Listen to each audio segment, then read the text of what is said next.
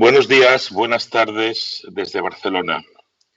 Hoy iniciamos este ciclo de entrevistas por una nueva educación y vamos a empezar este ciclo con Coral Regí. Coral Regí es directora de la Escuela Virulai de Barcelona. Lleva más de 35 años en la escuela, trabajando como educadora, directora y ha ocupado muchísimos espacios, ha hecho muchísimos proyectos, pero siempre con un foco de interés, que es mejorar la educación de todos los alumnos, preocuparse mucho por el vínculo, por la personalización de su proceso y considerando la escuela como un espacio para vivir y convivir y, como afirma, la educación es la vida misma. Creo que le voy a plantear tres preguntas. Una sobre el momento actual de confinamiento, este momento que el mundo se paró, y cómo mantener ese vínculo, el vínculo educativo, cómo mantener el vínculo con todos los niños, niñas y jóvenes. Una segunda sobre un tema que para ella es de vital importancia y es parte del futuro de la educación, que es la tutoría, la personalización del proceso educativo. Y tercero, como no, la evaluación. Estas tres preguntas son las que yo le voy a plantear, pero también vamos a ir recogiendo preguntas y comentarios que la gente que estáis en conexión en directo y los vamos a ir recogiendo. Y en esta segunda parte, pues, iremos dando respuesta a las que podamos. Todo ello, por tanto, empezamos con la primera pregunta. Coral, buenos días. Hola, ¿qué tal? Buenos días. Buenas tardes, buenas noches desde Barcelona. Exacto. Vamos, pues, Coral, si te parece, no podemos obviar el momento donde estamos. Estamos en un momento muy especial, donde todos los niños del mundo están en su casa. Y tú, en toda tu vida, siempre te has preocupado de algo que nosotros, desde la mirada de la educación relacional, es fundamental, que es cómo construir vínculos, porque sin un vínculo significativo no hay aprendizajes significativos, ¿no? Por lo tanto, es una primera cuestión que te planteo, ¿no? En este momento de confinamiento, ¿cómo mantener ese vínculo? Bueno, de entrada, un abrazo para todos los amigos que están en Chile o en otras partes y, por supuesto, también por las personas que nos siguen desde aquí, desde Barcelona, desde Cataluña, desde España. Nosotros, para mí, de verdad, que poder compartir este tiempo con vosotros y vernos en porque fijaos bien que muchas veces hemos dicho que el mundo es global, que las cosas que pasan realmente nos afectan a todos. Y en estos momentos esto se ha hecho en una situación que ni podíamos ya no prever, ni siquiera imaginar, se ha hecho realmente una realidad. El mundo es global y en estos momentos estamos todos los niños, todas las personas mayores, estamos confinados en casa con distintas estrategias, pero con una misma forma de hacer. ¿Qué nos planteamos nosotros como escuela? ¿Qué nos planteamos nosotros en Virolai cuando de hoy para mañana, prácticamente en 2 días, nos dimos cuenta que iban a cerrar los colegios y que a partir de ahí la situación iba a ser muy distinta? Hemos de decir una cosa que yo creo que es realmente un hándicap que en Chile hay. Nosotros llevábamos prácticamente 5 o 6 meses de curso y, por tanto, es verdad que estábamos ya trabajando con grupos consolidados, con niños y niñas que habían establecido ya vínculos. Una de las cosas que para nosotros en Virolai es más importante.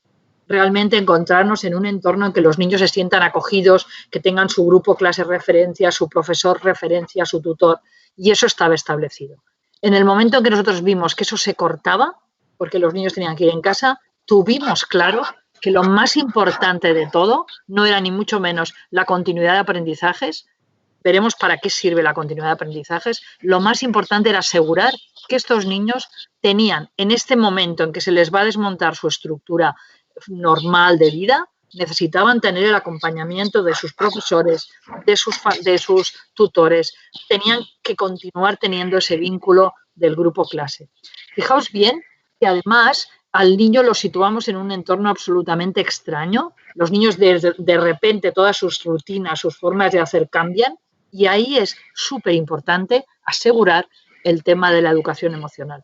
Aquí hay muchos elementos que realmente hacen dificultosa esta situación. Por una parte, fijaos bien, hay una situación de los niños de miedo delante de una situación que es desconocida, de niños que se ven afectados por el tema del duelo, por la muerte de familiares, de niños que viven en situaciones de familias con problemas económicos o sociales muy importantes, o de familias que sin tener estos problemas se sienten absolutamente agobiadas porque se encuentran en situaciones de teletrabajo, en situaciones complicadas, y ahí lo primero que tiene que hacer el profesional de la educación es asegurar el acompañamiento a los niños, el acompañamiento a las familias y garantizar esta proximidad.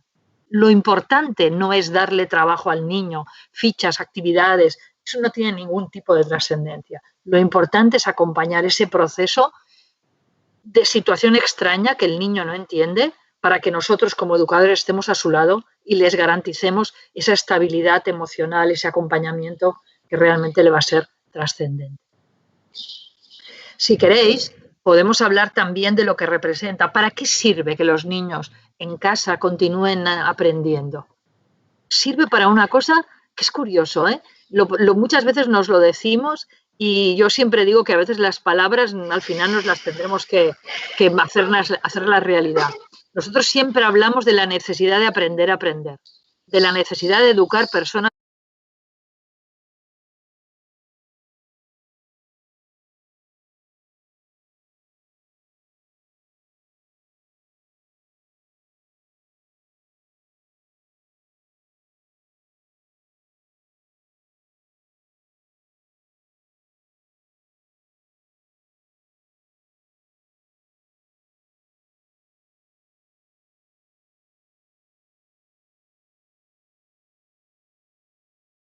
De tener más autonomía. ¿Y eso se da en todos los niños? No. Cuando hablemos luego de la evaluación veremos que pueden haber diferencias, pero es realmente muy mayoritario el hecho de que los niños realmente se están acompañando, están realmente acostumbrándose a ese trabajo autónomo.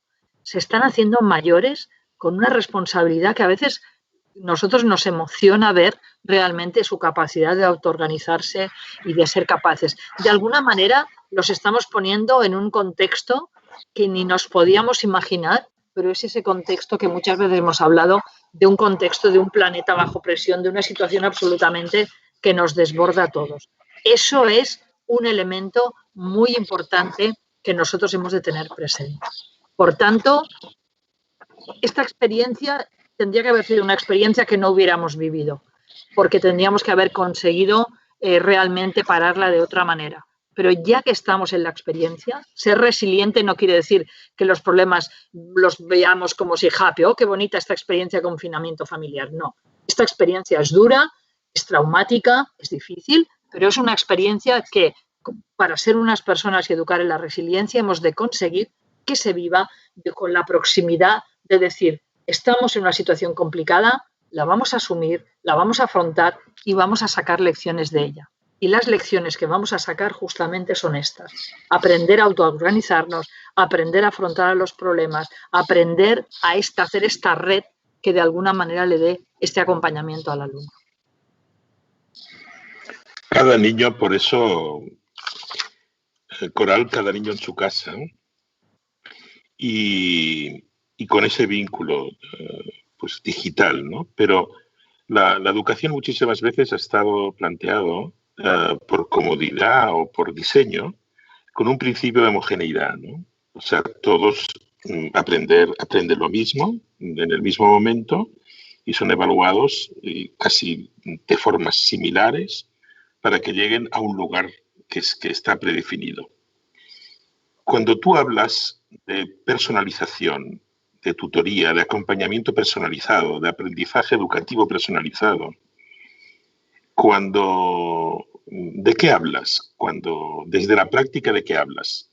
Oímos muchísimos proyectos educativos que hablan de inclusión, diversidad, singularidad, pero realmente esto en la vida cotidiana, en la escuela y ahora, cada uno sentado delante de una pantalla en su casa, ¿qué significado tiene y qué prácticas has desarrollado para hablar del aprendizaje personalizado y del acompañamiento personalizado educativo?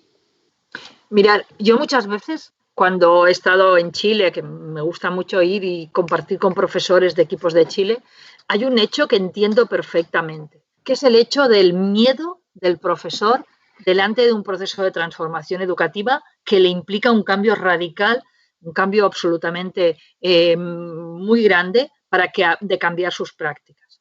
Es muy fácil pensar que tu unidad de trabajo es el grupo clase. Tú tienes 40, 45 niños en el aula y tú piensas, yo voy a explicar las lecciones que me vienen dadas en el currículum oficial, en el libro de texto, a estos 45 niños, yo explico la lección, los niños aprenden o no aprenden, hacen suyas las lecciones y yo los voy a examinar.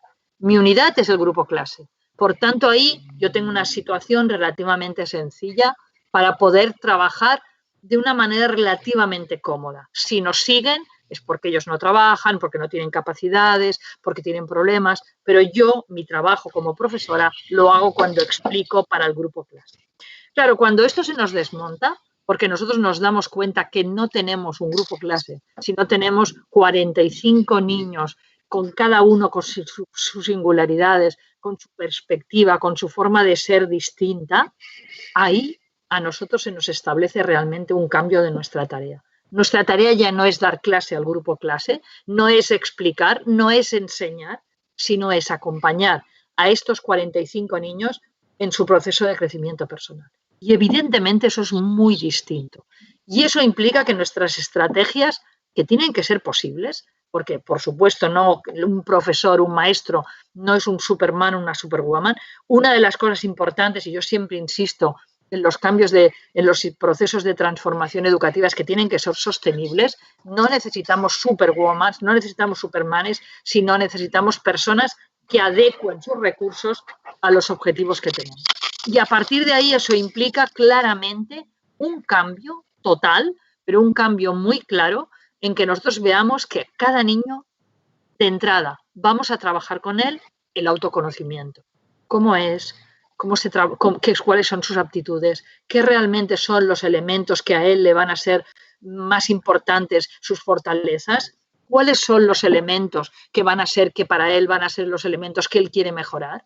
Y atención, con una visión, que eso la escuela lo tiene que asumir, en que los niños en la escuela se educan y aprenden. Por tanto, la visión que hemos de tener del niño no es de un aprendiz, sino hemos de tener de un estudiante, sino una visión del niño como persona. Y por tanto hemos de ver en el niño aspectos personales, aspectos de relación, aspectos de aprendizaje, por supuesto, aspectos familiares, es decir, el niño como una globalidad, como una persona. Y ahí, a partir de estas estrategias de autoconocimiento que se pueden trabajar en grupo, individualmente, en grupos grandes, en grupos pequeños, hemos de tener estrategias para que realmente podamos conseguir esta personalización sin morir en el intento. A partir de ahí hemos de hacer que cada niño le hagamos un seguimiento que implique realmente que este niño, él como persona, tiene unas posibilidades de crecer, que realmente no hay una fórmula magistral para todos, sino que la atención que va a tener el profesor va a ser una atención absolutamente individualizada, personalizada, para asegurar que este niño puede trabajar, puede aprender. Los niños son distintos, tienen intereses distintos, tienen talentos distintos, tienen formas de organizarse distintos. Aquí la tarea del maestro es, a partir de conocer esto, ser capaz de jugar todas estas cartas para que estos niños se organicen. A ver, vamos a ver un tema, un ejemplo, por ejemplo, de estos días. Hay niños que delante de los retos que nosotros les pongamos, delante de situaciones familiares que a lo mejor les van a ayudar, van a ser niños que rápidamente se van a poner en actitudes de aprendizaje, que tendrán interés, que al poco seguimiento que le haga el profesor, enseguida se van a poner a hacer actividades, etc. Estos niños nos ayudan a nosotros a que podamos dedicar más tiempo y más recursos a niños donde a lo mejor no tienen un soporte familiar, donde tienen más dificultades de concentración, donde les cuesta motivarse, que han tenido un duelo familiar y que por tanto ahí hay un tema primero que resolver, que es esta herida que este niño tiene, y ahí el profesor tiene que entrar intentando hacer el duelo. Y aquí eso es muy importante porque nosotros lo que hemos de asegurar, lo primero de todo, es que en este periodo, este es un tema muy importante, fijaos bien, atención al tema, qué peligro tenemos en que los niños en este periodo de distanciamiento de la escuela física se nos pierdan. Es decir, que tengamos un abandono escolar de niños y niñas que durante todo este tiempo de alguna manera los estamos perdiendo. Eso es muy importante que como profesores lo tengamos presente. Y quiere decir que hemos de asegurar con los recursos que tenemos que ningún niño nos abandona, que ningún niño se deshace del sistema, que ningún niño pierde ese contacto con la educación. Y mirar, en educación muchas veces, y en una situación como la que estamos viviendo, que evidentemente ni nos podíamos imaginar, muchas veces nos pasa que nos agobiamos pensando lo que no podemos hacer. Y yo creo que un educador lo que tiene que tener claro es que todo no lo va a poder hacer. Podrá tener una atención personalizada a todos, podremos resolver todos los problemas sociales, podremos resolver la terrible inequidad social o de digital, o eso no lo vamos a poder resolver. Pero lo que no podemos hacer es reducir el tema al absurdo. Todo no lo vamos a resolver, pero sí podemos empezar a resolver cosas y garantizar que con nuestro teléfono móvil personal, que con 1001 recursos, no vamos a dejar que ningún alumno quede abandonado, quede fuera de este sistema. Eso es fundamental y eso requerirá que a cada niño le vamos a tener que establecer unos retos distintos, unos recursos distintos. No sirve la fórmula para todos igual, porque eso no es lo que los niños necesitan. Y ahí la atención del maestro es sobre todo ver. Habéis visto muchas veces una imagen que el profesor dice, voy a ser justo y os voy a poner una prueba y se ve un pez, un mono, una rata, distintos tipos de animales, y vais a subir todos al árbol porque quiero ser justo y voy a preguntaros lo mismo. No es eso. Es que eso es la injusticia. Cuando lo veis todo el mundo se ríe, pero nosotros después creemos que somos justos cuando intentamos trabajar a todos de la misma manera. Eso no es lo que nosotros podemos hacer. Muy bien. Una pregunta. Mira, la pregunta que teníamos preparada también para hablar contigo es una pregunta que en este momento pues, empiezan a salir en muchos medios sobre la preocupación de cómo vamos a evaluar este curso, ¿no? Y qué vamos a evaluar. Y se oyen frases como vamos a perder el curso, ¿qué están aprendiendo? Estos niños van a ser la generación del COVID. De alguna manera, esa preocupación que tienen gobiernos, que tienen educadores, que tienen padres, sobre el concepto de la evaluación, sobre que como la evaluación sea... Educadores muchos decís, ¿no? que se aprende según cómo se evalúa, ¿no? Claro, desde la mirada relacional, la evaluación es un acto de relación, es un acto de reconocimiento, es una manera de ver y mirar. Según lo que vemos, miramos en la evaluación, es según cómo vemos y miramos al niño, ¿no? A la niña, al joven.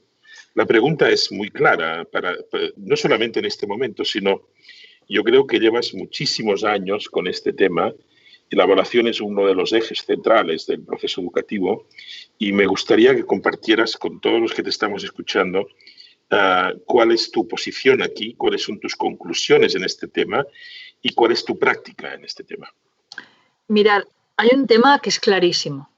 Estos niños no están perdiendo el curso, estos niños están aprendiendo cosas nuevas, estos niños están viviendo una experiencia que realmente les va a transformar. Y ahí vuelvo al principio de lo que hemos hablado. ¿Qué es lo que nosotros hemos de asegurar? Nosotros hemos de asegurar que estos niños viven esto como una experiencia dura, difícil, pero que les implica crecimiento personal. ¿Qué es lo que nosotros hemos de asegurar? Nosotros hemos de asegurar que ninguno de estos niños abandone esta situación. ¿Qué es lo más importante? Que tengamos una lista de los niños. ¿Nos parece más justo que tengamos una lista de los niños que no han entregado los deberes durante este periodo? Y a partir de ahí que les suspendamos. ¿Eso tiene algún sentido en esta situación? ¿O nuestra situación tiene que ser qué vamos a tener que hacer para que ningún niño durante este periodo no abandone? Es decir, ¿qué feedback y qué tipo de trabajo vamos a hacer con ellos para que estos niños no abandonen durante este proceso? Es decir, no se nos descuelguen. Y ahí la tarea del maestro cobra nosotros como maestros no hemos de ser jueces, ni decidir si este niño sabe catalán, castellano o sabe hacer inglés. No es eso. Nosotros lo que hemos de asegurar es que durante este periodo este niño no pierde las ganas de aprender y este niño no se desvincula de lo que representa la estructura educativa, no se desvincula de su proceso de crecimiento personal.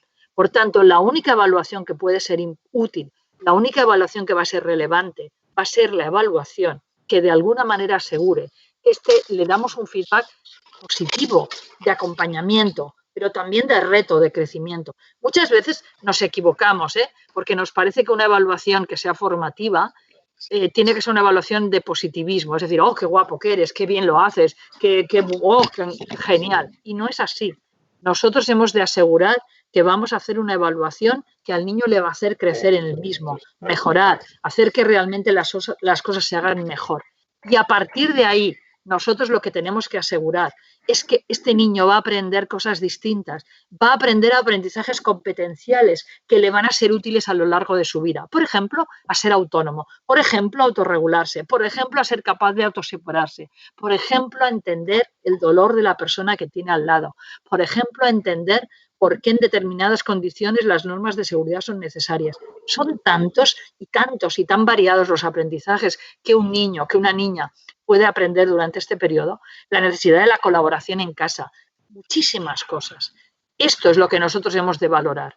Esto es lo que nosotros como educadores hemos de tener presente en este proceso de crecimiento. Lo que un niño, ¿qué importancia tienen los temarios cuando los aprendizajes de los contenidos, que lo que hay en los libros, es una cosa absolutamente relativa? Da igual, vosotros os acordáis lo que aprendisteis en tercero, en cuarto, en quinto, ¿qué más da? O sea, no tiene ninguna importancia. Ahora, si un niño no es capaz de mantener este espíritu de crecimiento, de autosuperación, de mejorar la autonomía, de reflexionar sobre cómo aprende mejor y qué es lo que les es útil, de, por ejemplo, descubrir el interés por la lectura, ahí sí tenemos un problema. Por tanto, el proceso que tenemos que hacer es este acompañamiento motivacional, este acompañamiento de feedback positivo que haga que ningún chaval se nos descuelgue. Nosotros hemos de asegurar como educadores, y aquí hay un trabajo importante con las familias. Las familias tienen que entender que estos niños lo que tienen que hacer es crecer como personas, crecer como aprendices, crecer como ciudadanos. Eso es lo que nosotros hemos de asegurar. Y las familias tienen que entender que estableciendo estructuras rígidas de exámenes férreos o de insuficientes, así no se consigue mejorar en ningún caso. Lo que hemos de asegurar es realmente este acompañamiento. Dejo porque hablo mucho y a lo mejor hay preguntas que puede ser más interesante contestar las preguntas. Bueno, hablas mucho, tienes mucha pasión como siempre y por lo tanto también queremos escuchar y escucharte, ¿no? Hay preguntas, hay dos preguntas. Una es sobre que este confinamiento ha hecho que los padres han podido visibilizar en parte, pero han podido visibilizar lo que pueden hacer sus hijos en la escuela. Los educadores también han podido ver el papel que tienen los padres en la formación integral de los hijos. Esta pregunta se refiere a que a veces hay una postura defensiva de la institución educativa con los padres, ¿no? Es como que nosotros somos los que formamos a ciudadanos y la familia, o sea, esta desconexión y a veces precaución y a veces defensa, ¿cómo piensas que va a modificar la visión entre la relación entre padres o esta corresponsabilidad? Y en tu experiencia, ¿los padres participan en tu escuela en procesos de evaluación o en procesos de diseño curricular? ¿O preguntáis a los jóvenes y a los niños lo que realmente quieren aprender? ¿Preguntáis a los padres lo que sus hijos piensan que tienen que aprender para vivir y convivir? ¿O hay una desconexión en este sentido? ¿Y crees que este momento puede reconfigurar estas relaciones? Mira, el otro día decía el gran maestro Francesco Tonucci Frato, decía una frase que decía: los buenos maestros ayudan a los padres a entender que la escuela debe ser distinta. En estos momentos tenemos una ocasión buenísima para que las familias entienden por qué los aprendizajes tienen que ser distintos, por qué la manera que estamos trabajando en la escuela es distinta. Nosotros en nuestra escuela que tenemos como lema Juntos para ayudar a crecer, es decir, que el trabajo con las familias es muy intenso y ellos participan desde el diseño de proyectos hasta la intervención de proyectos, presentación, evaluación, es decir, participan en muchas de las fases. Es un elemento que tenemos claro, pero de todas maneras en estos momentos se ha evidenciado mucho más, porque los niños se pasan evidentemente muchísimos ratos trabajando en casa. Y ahí hay un trabajo para hacer con las familias, porque las familias tienen que entender cómo estamos trabajando, dedicamos muchos tiempos a que las familias entiendan qué queremos que trabajen, cómo trabajan. Eso es muy importante tenerlo. Hay una frase que dicen que la dijo Mújica, el presidente uruguayo. Yo lo dudo porque es una frase que está llena de errores gravísimos. Él dicen que dijo, los niños van a la escuela a aprender, vienen educados de casa. Eso es una barbaridad, es una aberración. Los niños aprenden y se educan en casa y en la escuela. Es una continuidad, porque la persona no es distinta a la persona que el aprendiz. Estamos ahí justamente en una unión de una persona que es capaz de hacer todas las cosas posibles. Y eso en estos momentos se está haciendo realidad. Mirad, yo de todo este proceso, que es durísimo y que nos va a pasar una factura a nivel social, económico, personal muy grande, como escuela hay dos cosas que hemos de aprender. Una es la importancia de destilar, de seleccionar lo que es prioritario en la tarea de la escuela. Y ahí vuelvo a la primera pregunta que me ha hecho Joan. Lo prioritario de la escuela es el acompañamiento personal, emocional, la necesidad de crear este vínculo donde el niño se sitúa contento porque está bien, porque ve que importa al otro y a partir de ahí continúa aprendiendo. Eso es uno. Destilar aprendizajes, destilar lo que realmente es lo que es esencial que haga la escuela. Ahí yo creo que eso es un elemento fundamental. Y el otro elemento fundamental es, muchas veces decimos que los niños son poco autónomos, se autosuperan poco, se autoorganizan poco. Y yo creo que a veces es porque estamos muy encima de ellos y no les dejamos fluir. En estos momentos tenemos grandes ejemplos de alumnos que a veces en la escuela son poco autónomos y en cambio ahora en casa, en este trabajo, estamos realmente viendo alumnos que están creciendo en autonomía. Y el tercer punto es la necesidad de que el aprendizaje es verdad que no tiene fronteras, no tiene los límites de las paredes de la escuela. Los niños aprenden dentro y fuera. Ese aprendizaje 360 grados de que se aprende en 40.000 contextos, en estos momentos se nos está haciendo realidad, porque el niño aprende cuando ayuda en la cocina, el niño aprende cuando tiene que organizar temas con sus hermanos pequeños o con sus hermanos mayores, o el niño aprende cuando habla por teléfono con su abuelo o cuando ayuda al abuelo a configurar la red para poder hablar.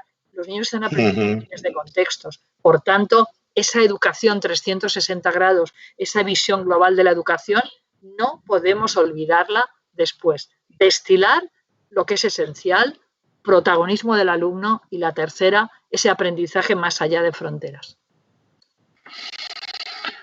Mira, nos llega una pregunta de México, que es una pregunta casi de políticas educativas, una pregunta muy general y que está dirigida a ti, pero yo creo que la pregunta no es solamente en tu país, porque es ¿qué le pedirías a las autoridades de tu país? Pregunta desde México Maya Vázquez. Pero creo que sería interesante reflexionar que para una nueva educación, ¿no?, que es el ciclo de estos debates, ¿qué sería necesario desde lo que son el diseño de las políticas educativas, ¿no? ¿Qué pedirías en este momento y con estos aprendizajes que estamos haciendo en este momento que la vida nos presenta, ¿no? ¿Qué pedirías a las autoridades educativas para aprovechar este momento, aprovechar los aprendizajes y hacer un salto hacia una educación más personalizada, más inclusiva? ¿Y por dónde iría? ¿Cómo harías tú? ¿Qué le Para pedirías? mí, clarísimamente, es que su criterio de decisión sea lo mejor para el alumno. Y lo mejor para el alumno quiere decir lo mejor para todos y cada uno de los alumnos. Por tanto, cualquier cosa que nos ayude a mantener un tipo de educación que consiga, que tenga los recursos para conseguir que la educación sea personalizada, que que sea una educación que sea capaz de cubrir estos déficits, estos momentos, estos lapsus, estos elementos que realmente hay de poca equidad social. Si podemos resolver la inequidad social, esto es un elemento fundamental que la educación, en las políticas educativas se tienen que tener. Y a partir de ahí, confianza en los maestros, confianza. Es decir, si al final la educación se cambia, puede ser que necesitamos unas políticas educativas con recursos, pero la educación se cambia en las escuelas. La educación se cambia con equipos directivos que tengan claro su rol, con maestros que en cada una de las aulas y en sus reuniones de equipo tengan claro el rol. Por tanto, autonomía de funcionamiento, dejar hacer a la escuela, valorar las buenas prácticas que ya se hacen en muchas escuelas del mundo y a partir de ahí dejar hacer, observar, extrapolar experiencias. Yo creo que la línea evidentemente tiene que ir por ahí. Otra pregunta nos viene de Odessa Parada.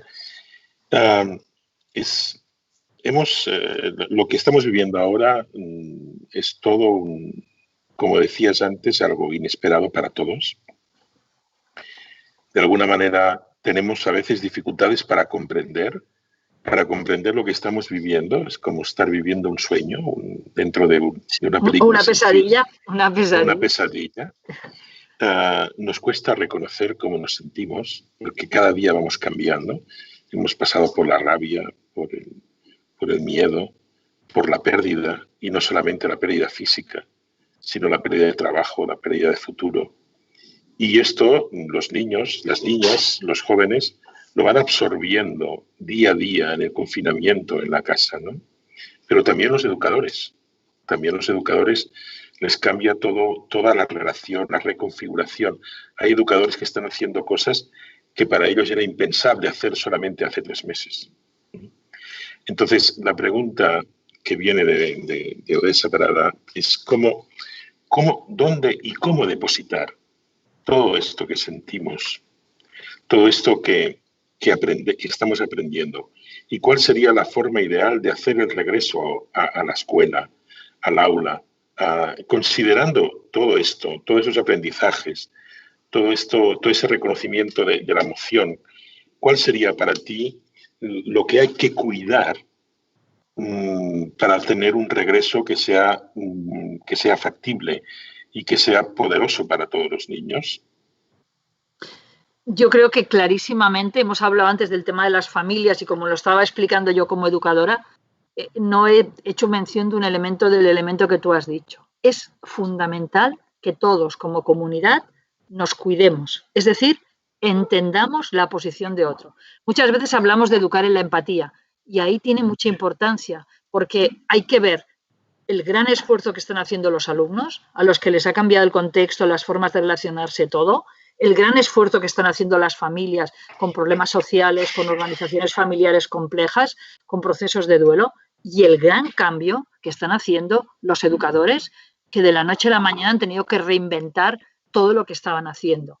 Y ahí eso es el primer elemento. Por tanto, todos como comunidad nos hemos de entender unos a otros y hemos de ver exactamente cómo nos cuidamos, cómo nos entendemos y cómo partimos de un principio que vosotros desde el Instituto Racional habláis mucho, que es ese principio de valoración, de aprecio, ¿no? De apreciar al otro y de entender lo que hace y a partir de ahí, de esta estimación, de este aprecio, ser capaces de ponerse en el lugar del otro y valorarlo. Eso es el primer paso y es un paso que hemos de hacer ahora, es decir, hemos de estar muy pendientes como comunidad de cuidarnos, de ver realmente y reconocer al otro, reconocer lo que el otro hace como un elemento clave. Y a partir de ahí, ¿cómo tiene que ser el retorno?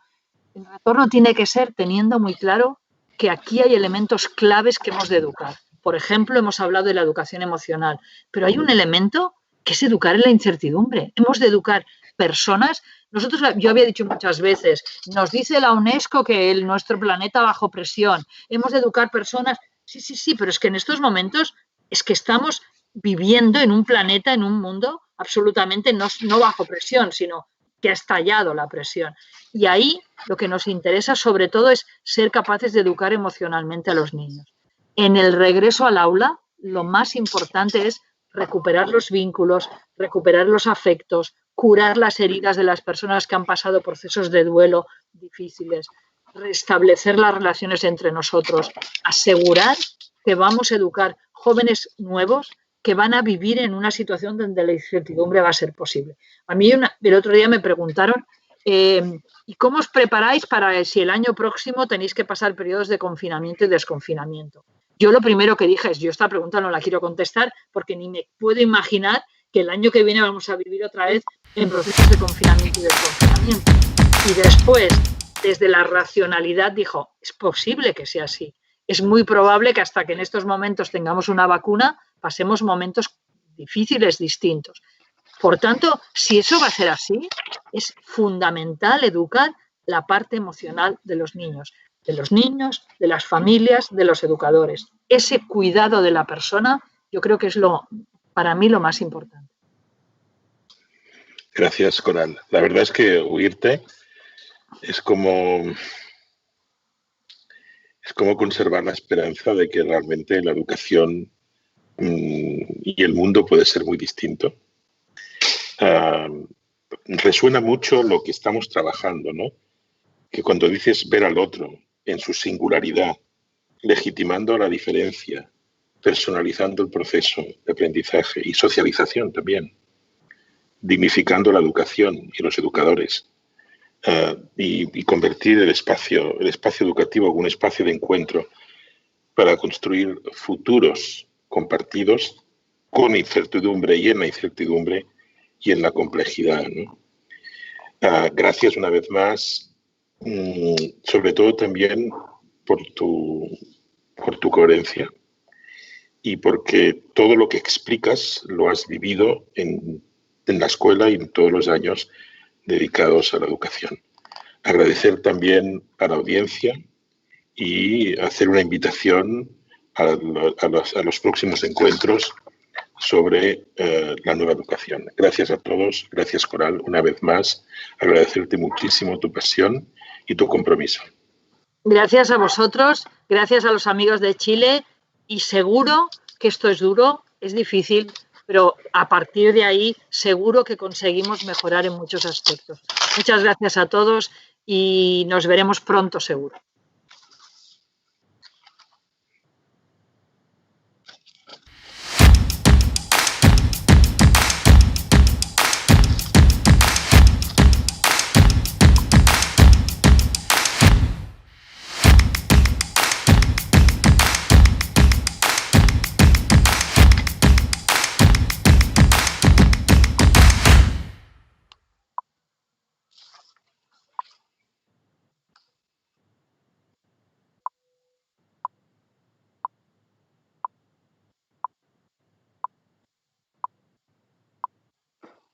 ¿Sí?